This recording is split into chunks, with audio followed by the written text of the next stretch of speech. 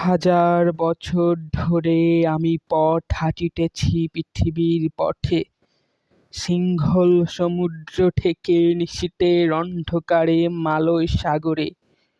অনেক ঘুরেছি আমি বিম্বিসার অশোকের ধূসর জগতে, সেখানে ছিলাম আমি। আরো দূরে অন্ধকারে বিদর্ভ নগরে আমি ক্লান্ত প্রাণ এক, চারদিকে জীবনের সফেন।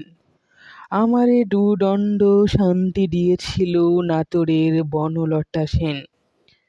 চুলটার কবেকার অন্ধকার বিদিশার নেশা, মুক্তার শ্রাবস্তির কারুকার্য।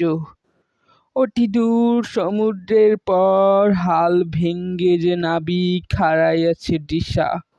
সবুজ ঘাসের দেশ যখন সে চোখে দেখে দারুচিনি দ্বীপের ভিতর, তেমনি দেখেছি তারে, বলে এসেছে এতদিন কোথায় ছিলেন।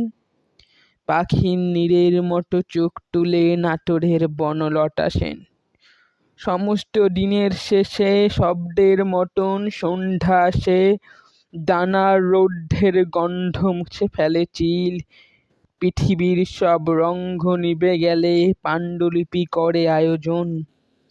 পাখি সব ঘরে আছে, সব নদী ফুরায়ে জীবনের সব লেনদেন।